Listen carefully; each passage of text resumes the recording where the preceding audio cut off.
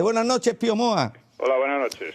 Víspera de la Navidad, 41 aniversario se va a cumplir, corrígeme si me equivoco, el día 22 de diciembre de un luctuoso atentado terrorista que sin duda cambió la historia de España. Me estoy refiriendo al magnicidio del almirante Carrero Blanco, que fuera presidente del gobierno en la España ya en el último periodo de la España de Franco. ¿Qué supuso este atentado, Pío, para el devenir de los acontecimientos que hoy, desgraciadamente, estamos sufriendo? Pues yo creo que no supuso demasiado, porque se da por supuesto que Carrero Blanco se habría opuesto a la transición, pero eso no es verdad. Carrero Blanco fue uno de los que más trabajó por traer a Juan Carlos, era muy juancarlista en ese sentido, y estaba él también preparando ya una especie de transición, porque incluso estaba hablando con Tamames, que era comunista, con vistas a algún tipo de acuerdo con los comunistas que no hubieran hecho la guerra. Entonces,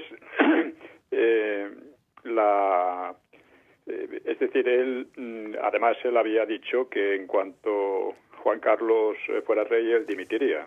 O sea, no tenía tampoco muchas ganas. No hubiese sido un obstáculo para los planes aperturistas del rey. Sí. Él esos planes no los conocía, lógicamente, ¿no? Pero suponía que iba a haber un cambio. Bueno, todo el mundo lo suponía, ¿no?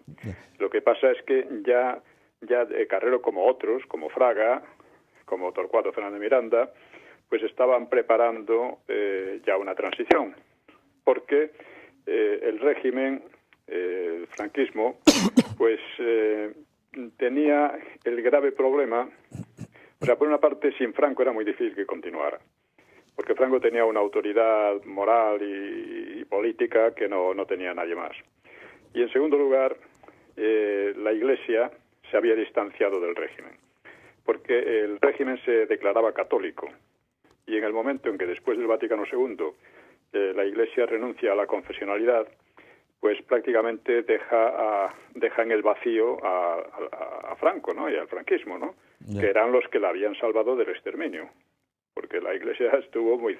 Vamos, si hubiera ganado el Frente Popular habría sido exterminada totalmente, ¿no? Y fue Franco quien la salvó, pero después del Vaticano II fue la Iglesia la que dejó al régimen sin apoyo, sin base ideológica, porque el régimen, no hay que olvidar, se declaraba católico, precisamente. Sobre todo a través de una figura clave en la transición, como fue la del cardenal Tarancón, Pío. Exactamente, pero eso venía de Roma. O sea, después el Vaticano II decidió dos cosas. Una, prescindir de la confesionalidad religiosa del Estado, y otra, más peligrosa todavía, pues la de, bueno, todavía, vamos, realmente peligrosa para el régimen y demás, era el diálogo con los marxistas. El diálogo con los marxistas fue una cosa que creó movimientos como la Teología de la Liberación y favoreció muchísimo al marxismo y perjudicó muchísimo a la Iglesia. Y eso se reflejó también en España de una manera muy fuerte. En España la Iglesia entró en crisis, y una crisis de la que todavía no se ha repuesto, y así estamos, ¿no? Y el régimen, ya digo, el régimen se quedó pues sin fundamento ideológico. Era muy difícil a partir de ahí, un régimen que no tiene un fundamento ideológico un poco fuerte, antes o después se viene abajo.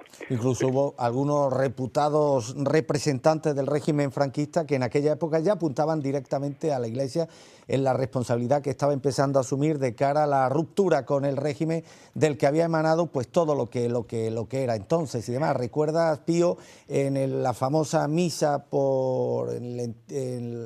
en la misa de despedida del almirante Carrero Blanco, la imagen aquella del ministro Julio Rodríguez negándole el saludo al cardenal Tarancón? No sé si recuerdas esa imagen y demás.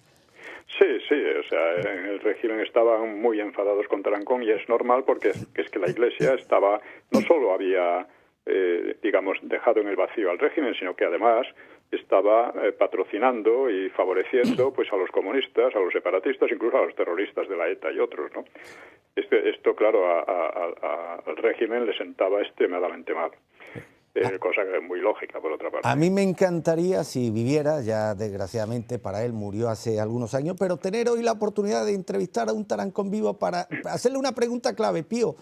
Realmente fue beneficioso para la Iglesia la apuesta tan arriesgada que hizo, traicionando tantas cosas a las que se debía, para la situación en la que se encuentra ahora mismo de orfandad espiritual, de vaciamiento de los templos, de vaciamiento de los seminarios, de un desplazamiento del catolicismo de cualquier esfera de la vida española. ¿Les compensó a ese sector de la jerarquía católica para esto, Pío? Hombre, yo creo que si son sinceros se habrán dado cuenta de que aquello fue muy mal llevado. Fue muy mal llevado, como pasó también con la propia transición. La transición, en principio, Torcuato Fernández Miranda la diseñó de la ley a la ley, es decir, de la legitimidad franquista a una legitimidad democrática, pero no desde una supuesta legitimidad del Frente Popular, que es lo que quería la oposición. Esto lo consiguió en un referéndum de diciembre del 76, en el cual, bueno, realmente fue una aplastante mayoría la que lo secundó. Además, tenía una idea muy clara, y es que la oposición solo iba a aceptar aquel cambio si se sentía débil, si se sabía débil. Y efectivamente eso en una primera fase fue así. Pero a partir del referéndum todo cayó en manos de Suárez, que era un indocumentado, la verdad. Y Suárez lo que hizo fue fortalecer a la oposición, fortalecer a los separatistas, a los socialistas, a todo el mundo. Y eso hizo también que Torcuato, por ejemplo, no votara la Constitución, que rompiera con Suárez, claro. Y Suárez tuviera el pésimo gesto de no ir siquiera a su funeral, porque murió poco después en Londres, ¿no? Pues Pío, precisamente este año se nos han ido tres figuras sin duda clave de la transición española: Adolfo Suárez, al que te has referido, Blas Piñar y Santiago Carrillo. Querría que brevemente, pues, no sé, opinase sobre lo que representó cada uno de estos, lo que ha representado cada uno de estos personajes para la vida española en los últimos años. Empezamos, si te parece, por la figura de Adolfo Suárez.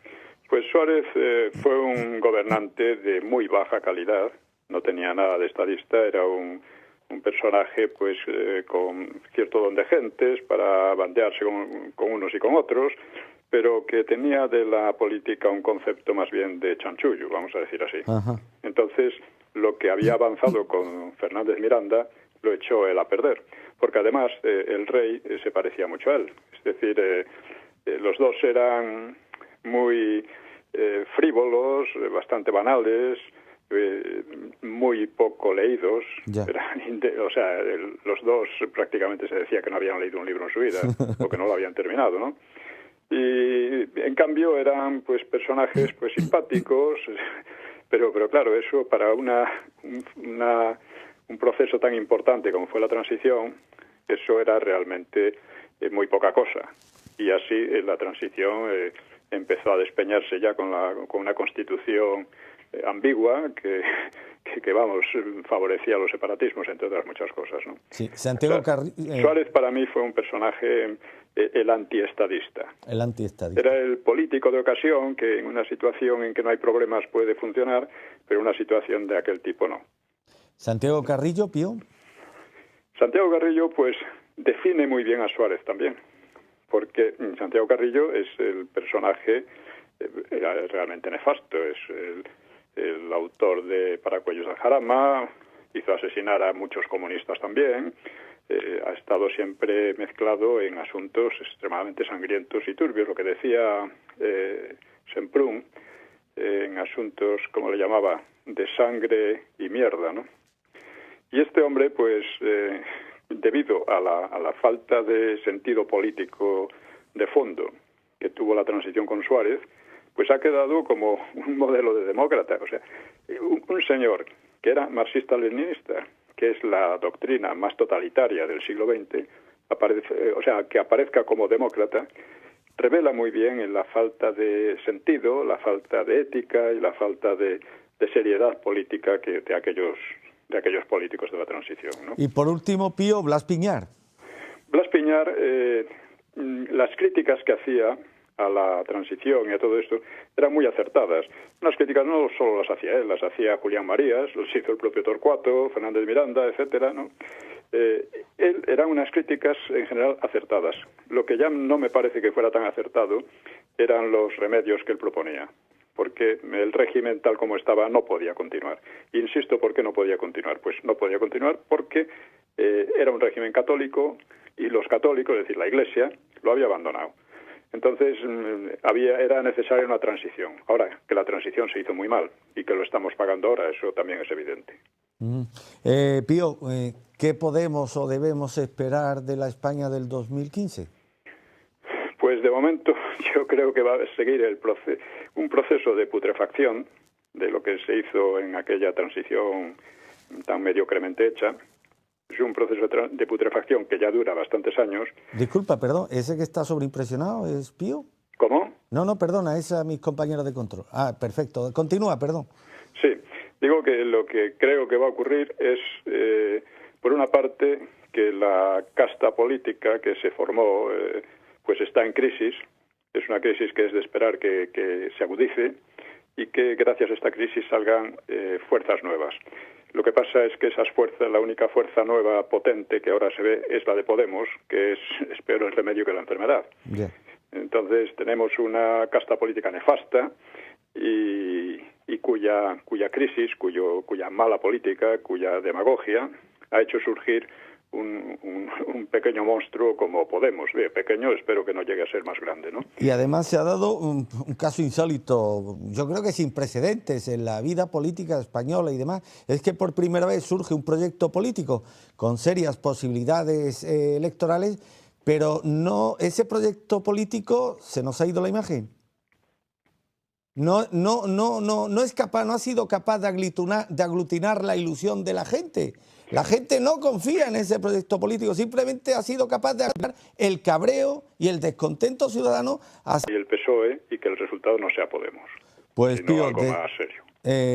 No sé si querías remarcar algo, comentar algo más a lo expuesto esta noche o a lo que has expuesto a lo largo de tus anteriores intervenciones en La Ratonera.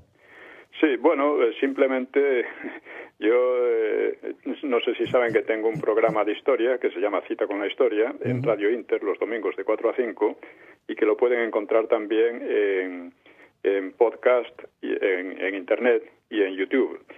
Entonces, ahí es un programa que carece de subvención o de apoyo en ningún sentido.